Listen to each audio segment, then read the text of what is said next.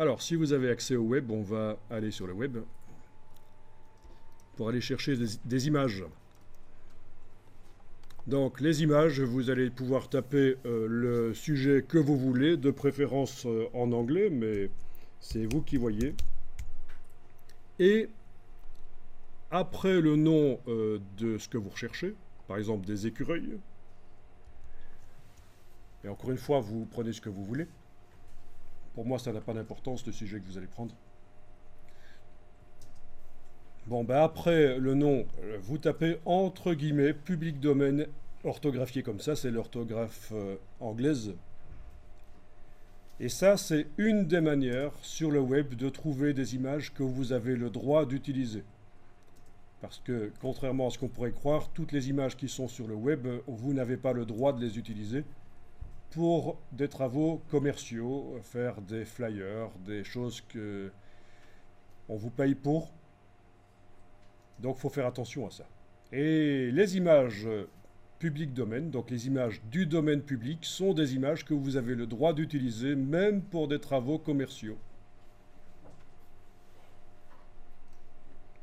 C'est une des manières de les trouver. Il y a une autre manière que vous connaissez peut-être dans Google. Dans tout, dans l'outil de recherche, on peut mettre un truc. Dans les outils de recherche, exactement, dans les outils de recherche, on a, quand on passe dans Images, oui, la partie Images, outils de recherche, on a les droits d'usage. Donc c'est ce qu'on appelle les Creative Commons. Et donc là, si vous voulez trouver quelque chose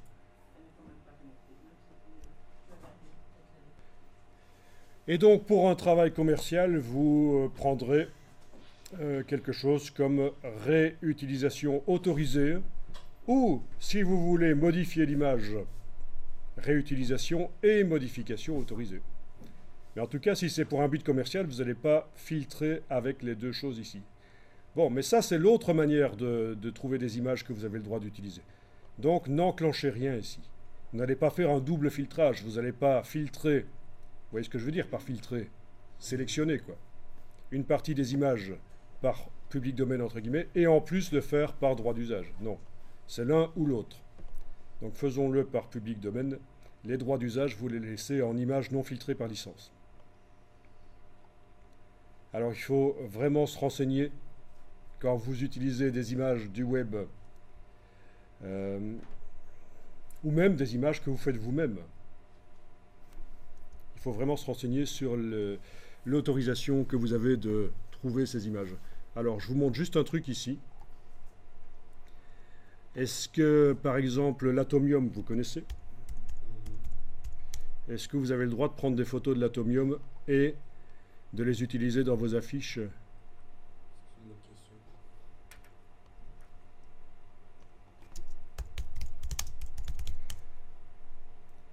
Alors, je tape ici juste dans Google, mais ça vous le faites pas. Je tape Atomium droit image et je tombe sur la page du site web de l'Atomium où ça parle de ça en fait. Et donc, on vous dit, l'image est protégée et ne peut être utilisée qu'à certaines conditions. Et donc, il faut contacter la SBL, etc. C'est expliqué ici. Voilà, toute image, toute utilisation de l'atomium doit être soumise à la SBL avant sa publication. Donc on ne parle pas évidemment du touriste qui va sous les boules et qui prend des photos et qui même les partage sur Facebook, ça c'est pas trop grave. Mais il s'agit de publications, de flyers, d'affiches, de livres, de magazines.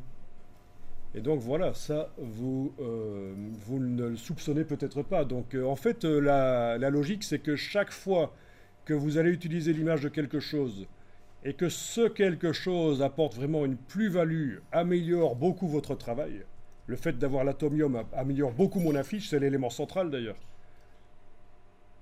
Et bien là, il faut se poser la question, est-ce que j'ai le droit? Il faut aller se renseigner. Donc ça, c'est des droits différents que les droits sur les photos.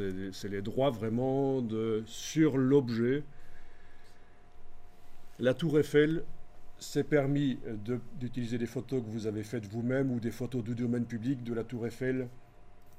qui est vue en journée. Par contre, la tour Eiffel photographiée la nuit, c'est pas permis, elle est sous droit d'auteur. L'éclairage est sous droit d'auteur. On ne le soupçonnerait pas, mais vous n'avez pas le droit de prendre des photos vous-même de la tour Eiffel pendant la nuit et de l'utiliser pour faire une affiche.